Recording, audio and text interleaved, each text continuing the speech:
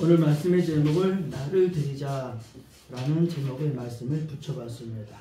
이제 우리 주님 오신 날 이제 성탄절이 가까워지고 있습니다. 2000년 전 이스라엘은 로마의 폭정에서 신음하고 있었습니다.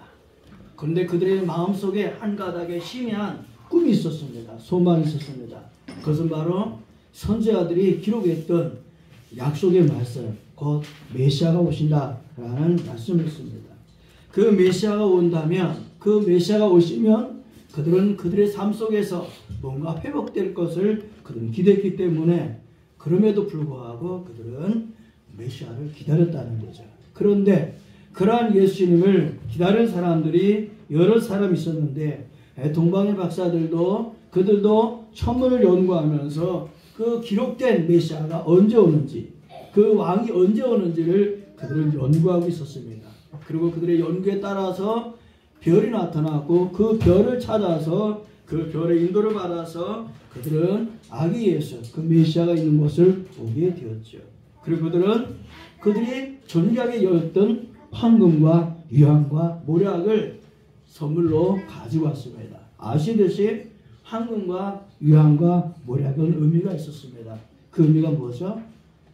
열심히 적고 있는 사람한테 물어봐야 되겠어요. 자, 선물을 준비했습니다. 예, 의미가 뭐가 있죠? 설교할 때마다, 성탄절이 돌아올 때마다 부분인데, 황금과 유황과 모략 혹시 알까요? 효진이? 자, 그러면 상금을 걸겠습니다. 자, 상금 영화권을 주겠습니다. 자, 황금과 유황과 모략인데요. 자, 이미 말해버렸어요. 또 이제 잘 들으면 질문이 나올 거야. 그럼 잘 대답하면 영화 티켓을 드리겠습니다. 자, 이 황금과 유황과 모략을 박사들이 가지고 왔죠. 그리고 아기 예수님께 드렸습니다. 자, 그들은 2000년 전 예수님 앞에 황금과 유황과 모략을 드렸다고 한다면, 오늘 2000년 지난 우리들은 우리를 위해서 오신 예수님 앞에 뭔가 예물을 준비할 줄 믿습니다. 그 예물이 뭘까요? 오늘 저는 그런 의미에서 우리 자신이 주님 앞에 드려지는 예물이 되기를 원해서 나를 드리자라고 하는 좀 무거운 제목이 될 수도 있고요, 신나는 제목이 될 수도 있는데, 나를 드리자라고 하는 그런 제목의 말씀을 붙여봤습니다. 시편 139편 1절부터 6절까지는 나를 아시는 하나님이라는 내용이 됩니다. 그런가 하면 7절부터 12절까지는 모든 곳에 계시는 하나님, 이런 주제가 됩니다.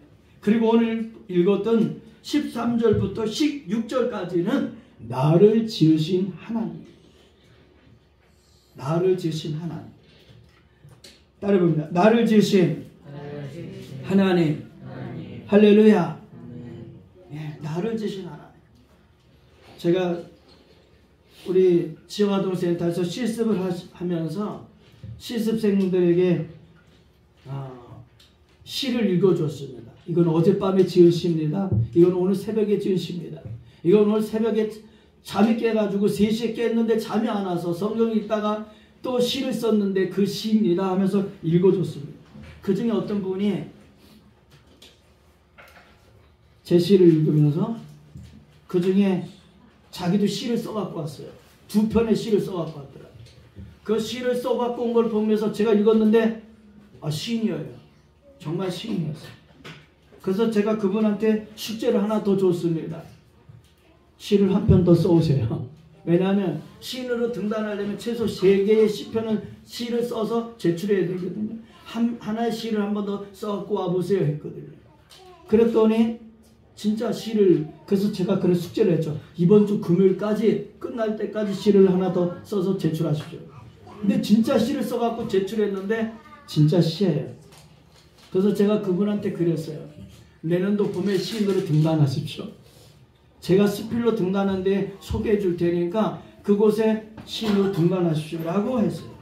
그리고 계속 시를 쓰십시오 라고 했더니 진짜 계속 시를 쓰셔요. 그리고 제 시집을 시중에서 구입해가지고 갖고 왔어요. 저한테 사인 받는다고 사인해 주세요라고. 그래서 제가 사인하고 사진도 하나 찍었어요. 그리고 이번에 우리 금요일날 있었던 감사잔치에 오십시오라고 제가 이제 카드를 사진 찍은 것을 보내드렸어요. 그랬더니 꼭 오겠다고 그랬는데 못 오게 됐다고 그러면서 대신에 제가 좀 돈을 좀 보낼게요라고 했는데 어디로 왔는지 모르지만 제가 확인을 못했는데 돈을 보내겠다고 이렇게 했어요. 제가 그런 걸 보면서 굉장히 기분이 좋아요. 왜냐하면 저를 닮아서요. 저를 닮아갔어요. 저는 그런 생각해 봅니다. 하나님 우리를 보시면서 얼마나 기뻐하실까. 근데 그 기뻐하시는 모습은 무엇일까요? 우리가 하나님을 닮아갈 때. 할렐루야. 사랑하는 우리 예감교회 성도 여러분, 저와 여러분이 하나님을 닮아가는 것, 예수님을 닮아가는 것, 하나님은 그것을 가장 기뻐하신다는 거예요. 이런 저와 여러분이 되기를 주님의 이름으로 축복합니다. 오늘 본문의 말씀에 보게 되면 그렇게 말씀하시죠. 13절, 주께서 내 내장을 지으시며 나의 모태에서 나를 만드셨나이다. 제가 얼마 전에 이 말씀을 묵상하면서 사실은 시를 써놨는데 그 시를 제가 다른 데다 옮겨놔서 제가 시를 읽어드리려고 했는데 없어요. 제가 이제까지 그런 생각을 전혀 안 해봤어요. 아니 못 해봤어요. 제가 어머니를 생각하면서 어머니가 나를 어머니의 태중에 가지셨을 때 어머니 무엇을 생각하셨을까? 무엇을 들으셨을까? 무엇을 보셨을까? 어떤 생각하셨을까? 그리고 어떤 음식을 드셨을까? 어떤 자리에 누우셨을까? 라는 그런 아주 깊은 생각을 하면서 시를 지어봤습니다. 사랑하는 우리 예감교회 성도 여러분, 시인은 다윗은 그렇게 고백합니다. 주께서 내 내장을 지으시며 나의 모태에서 나를 만드셨나이다. 여러분 생각해 보신 적 있습니까? 어머니의 모태 속에서 내가 있었을 때를 생각해 보았습니까? 어머니의 모태 속에서 나를 지으신, 나를 만드신 하나님을 생각해 본 적 있습니까? 다윗은 이것을 생각해 봤습니다. 만약에 그런 생각을 해본 적이 없다면 이 시간 말씀을 통해서 하나님이 나를 나의 어머니 모태 속에서 만드신 그 하나님, 그 어머니, 그 때를 기억하는 저와 여러분 되기를 주님의 이름으로 축복합니다. 아멘 소리가 안 나오네요. 그렇게 말씀해요. 주께서 내 내장을 지으시며, 따라봅니다. 내 내장을 주께서 지으셨다. 예, 여기 있는 내장은 콩팥이라는 의미를 가지고 있어요. 근데 이 콩팥은 어떤 의미를 갖고 있냐면은 감정, 열망, 마음이 자리 잡는 곳, 이곳을 바로 이 내장이라 이렇게 표현해요. 그런데 특징이 있습니다. 구약시대에 하나님 앞에 제사를 드릴 때에 이 내장을 다 씻어서 불태워서 하나님 앞에 드렸어요. 내장을 드린 것은 단지 그 어떤 일부를 드린 것이 아니라 바로 그의 모든 가지고 있었던 감정과 열망과 마음과 그의 모든 삶 전체를 하나님 앞에 불태워드렸다라는 의미를 가지고 있어요. 사랑하는 성도 여러분, 오늘 저와 여러분이 예배 드릴 때에 우리의 마음이, 우리의 감정이, 우리의 열정이, 우리의 소망이 다 하나님 앞에 온전히 드려질 때 이게 예배가 될 줄로 믿습니다. 이게 예배예요. 그런데 다윗이 그걸 알았다는 거예요. 하나님이 나를 만드셨다라는 사실을 알았기 때문에 이런 고백을 할 수 있었다는 거죠. 의사들에 의하면 콩팥을 이식 수술하는 데에 돈이 엄청 든대요. 얼마나 들을까요? 대충 8천만 원 든대요. 8천만 원. 여러분, 우리 속에 있는 이 콩팥 하나 우리가 계획한 게 아니란 말이죠. 그런데 그런 거 하나 망가졌을 때에 누군가 또 다른 사람의 몸을 통해서 이식을 수술한다. 그 비용이 그렇게 든다는 거예요. 그런데 우리는 어떻게? 콩팥 하나가 8천만 원인데 콩팥 말고 우리는 머리에서 발끝까지 그 모든 전체를 가치로 돈으로 따진다고 한다면 어떻게 따질 수 있겠어요? 근데 그것을 누가 만드셨다? 주께서 만드셨다.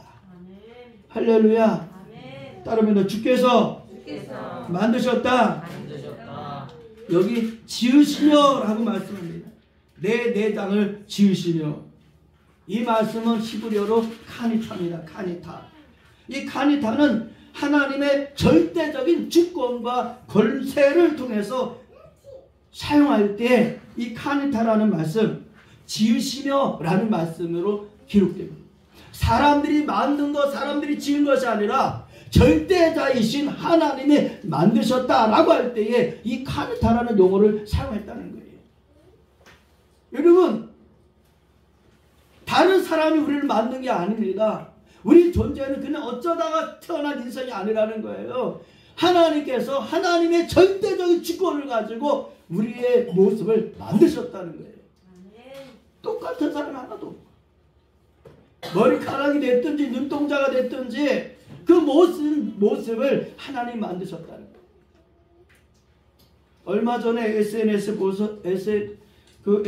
보니까, 페이스북에서 보니까 어떤 작가가 고래의 눈을 찍었더라고요. 고래의 눈. 여러분 고래의 눈 보셨어요? 저 그거 보고 깜짝 놀랐어요. 사람들이 물었어요. 아니 어떻게 고래의 눈을 찍을 수 있습니까? 라고 했더니 작가가 그렇게 표현했더라고요. 자신에게 고래가 자연스럽게 다가올 수 있도록 가만히 있는 거예요. 그럼 고래가 왔다 갔다 하더니 뭔가 하면서 왔다 갔다 하다가 그래서 그 순간 그 눈을 찍었다는 거예요. 세계적인 작가예요. 뭐예요? 하나님이 그 고래 눈을 그렇게 본 사람이 없는데 그 작가는 그걸 순간 착각 찍었다는 거예요. 그것도 신기한데 여러분 우리의 머리에서 발끝까지 모습이 하나님이 만드셨다는 거예요.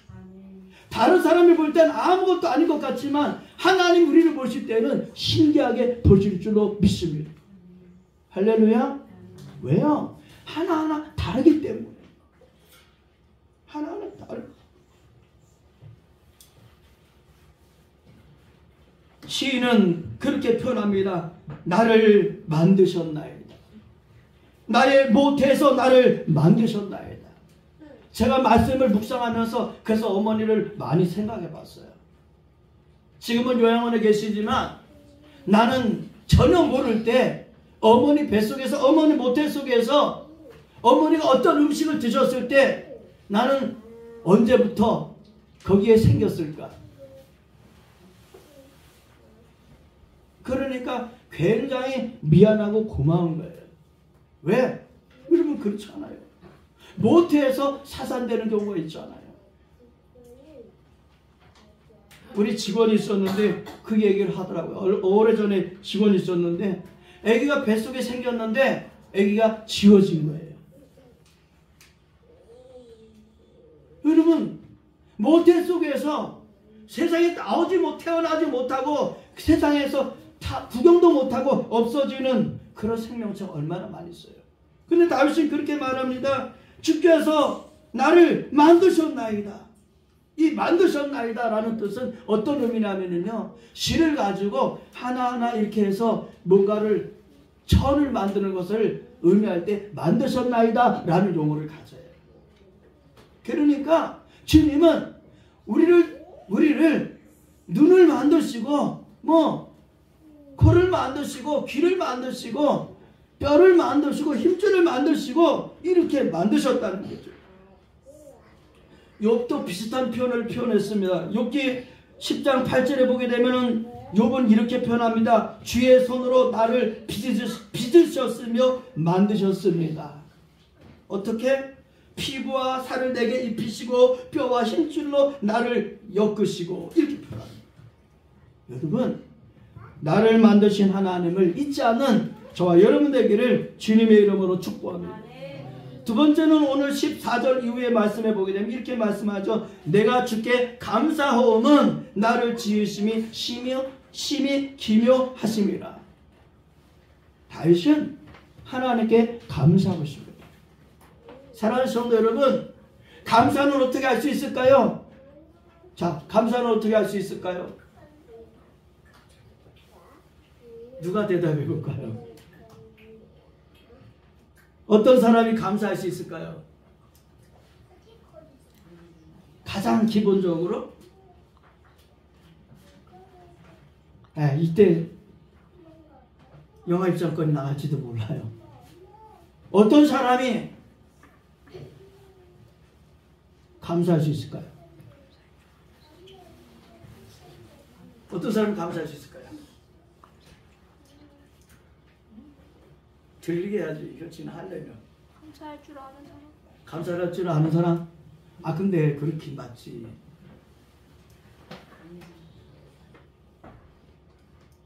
어떤 사람이 감사할 수 있어요? 기억하는 사람이 감사할 수 있어요. 기억하는 사람이 감사할 수 있어요. 다윗은 기억했던 거예요. 하나님은 나를 만드셨다라는 것을 기억했고 그 기억함이 은혜로 다가와서 내가 주께 감사합니다 이렇게 표현하는 거죠. 사랑하는 성도 여러분, 우리 애강교회 성도 여러분이 하나님께 감사하는 성도가 되기를 주님의 이름으로 축복합니다. 우리 천왕동에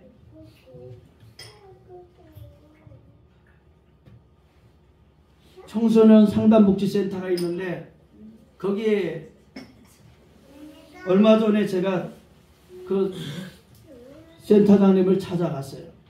제 시집을 가지고 또 조그만 선물을 가지고 제가 찾아갔어요. 왜냐하면 그 우리 지영아동센터를 도와준 일이 있어서 제가 조그만 선물하고 시집하고 가지고 갔어요.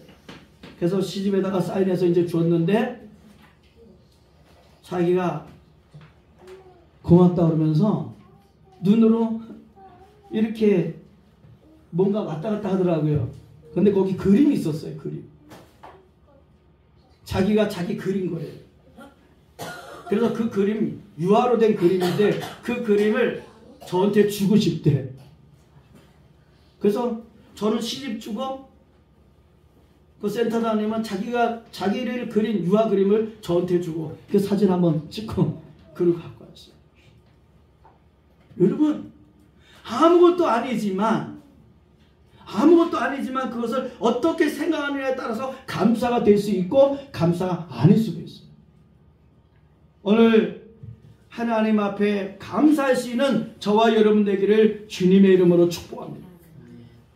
이 심히 기묘하심이라 하나님을 생각할 때, 자신을 생각할 때에 자신이 심히 기묘하심이라 이렇게 표현합니다. 이 NIV 성경에서는 이 부분을 원더풀 이렇게 했어요. 다른 표현할 말이 없었는가 봐요. 원더풀, 오 이거 뭐야? 놀라워, 이런 표현이죠. 주께서 하시는 일이 기이함은 내 영혼이 잘 아나이다. 그러니까 주께 감사하는 거죠. 우리 감사를 많이 했던 사람이 있죠. 누굴까요? 누굴까요? 예? 다윗 있고요. 예, 다윗 말고 또 신약성경에서 감사를 많이 한 사람이 있어요. 바울. 대답을 너무 많이 해서 한 사람만 했으면 줄 텐데. 3-4명이 대답을 했어요, 이번에는. 왜 바울에게 답변합니다. 뭐라 그랬어요, 내가? 바울이 말한 거, 그럼 좋아. 그 4명 중에, 자, 바울이 말했어요. 내가 이렇다. 나의 나 된 것은, 나의 나 된 것은, 손 들고 말해.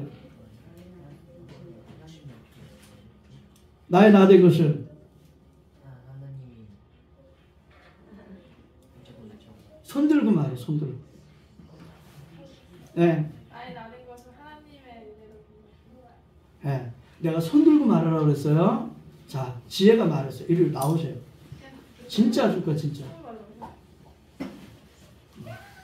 이건 롯데시네마야. 근데 그냥 2개 줄게, 2개.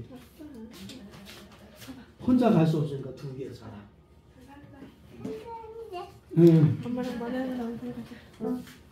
아, 누가 저한테 선물로 줬어요. 그래서 저도 선물로 주는 거예요.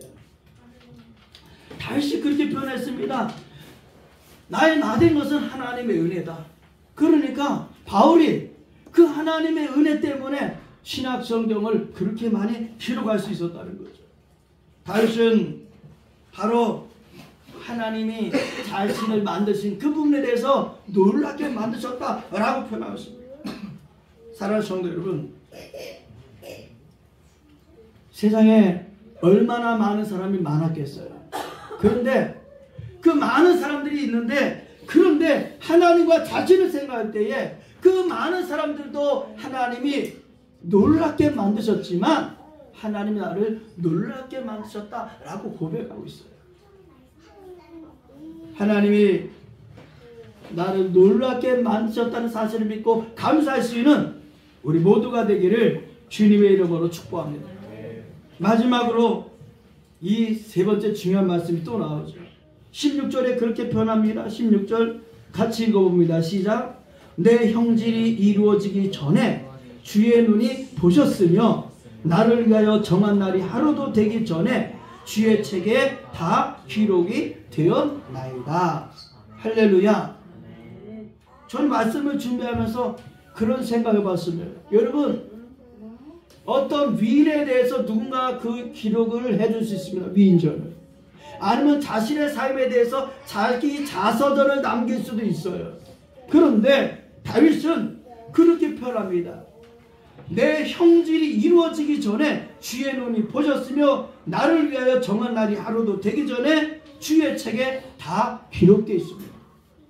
그러니까 다윗은 자신의 삶이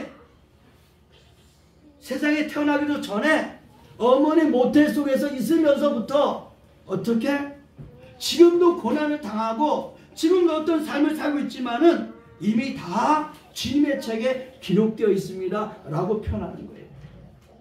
사랑하는 우리 예강교회 성도 여러분, 우리의 삶이 이 시인의 고백처럼 주님의 책에 다 기록되어 있다는 사실을 믿고 나가는 저와 여러분 되기를 주님의 이름으로 축복합니다. 할렐루야. 예. 다윗이 세상에 태어나기 전에 이미 하나님이 다 기록해 놨다는 거예요. 사람은 약 10만 개의 세포로 만들어졌다고 합니다. 약 10만 개의 세포. 아, 틀렸어요. 10조 개의 세포. 10조 개의 세포. 우리가 조를 셀 수 있을까요? 10조 개의 세포로 인간이 이루어져 있다. 더 중요한 것은 주의 책에 다 기록이 되었나이다. 우리는 우리 자신에 대해서 알 수가 없어요. 그런데 다윗은 이 땅에 나오기 전에 어머니 모태 속에 있었을 때부터 거기에서 성장하고 세상에 나왔을 때부터 그 위에 모든 과정을 하나님이 다 기록해 놓으셨다는 거예요. 그럼 구약 시대에는 어떻게 됐어요? 구약 시대에는 장애를 갖고 있는 사람들은 제사장이 될 수가 없었어요. 어린이들은, 여성들은, 이방인들은 하나님의 총에 들을 수가 없었어요. 그런데 예수님이 오심을 통해서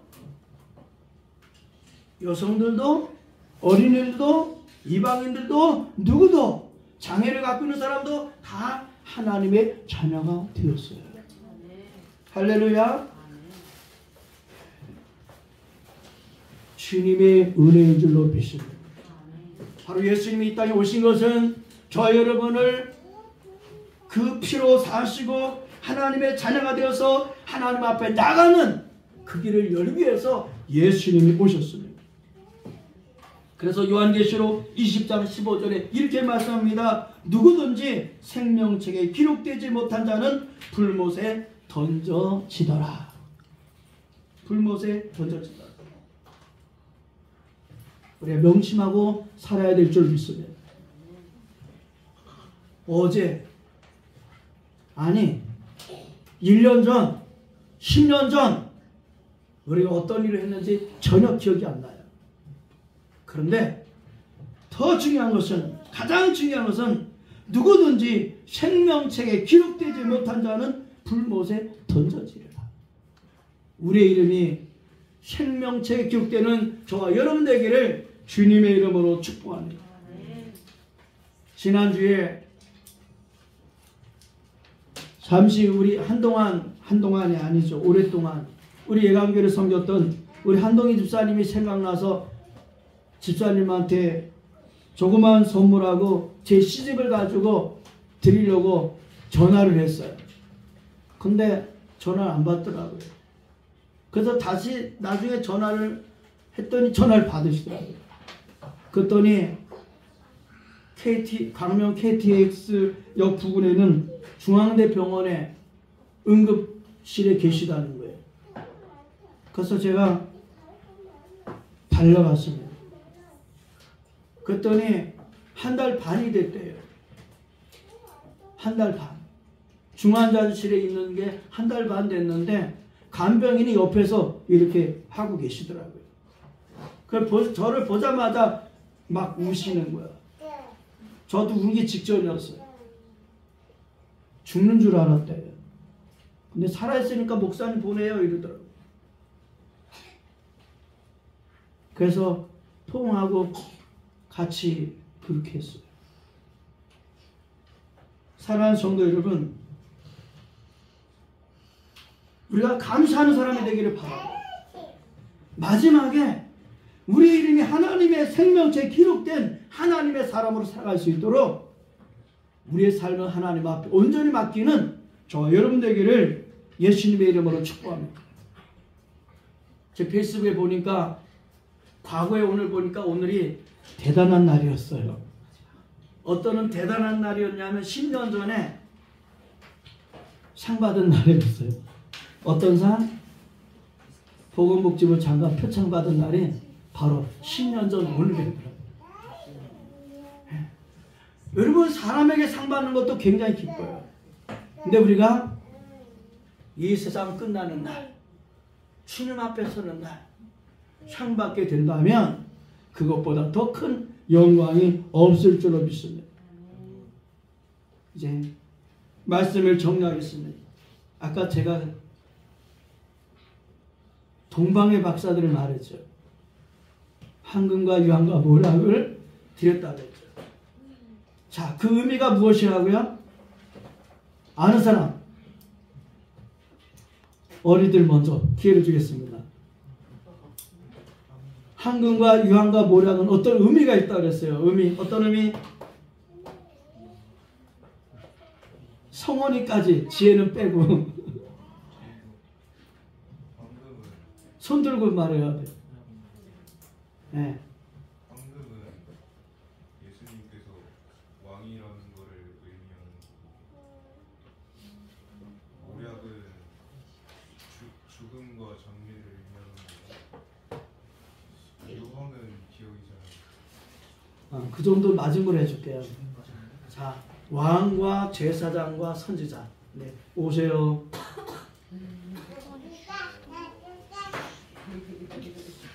한 장밖에 없어. 원래 한 장 주려고 했는데 3장 다 나간 거야. 기도하겠습니다.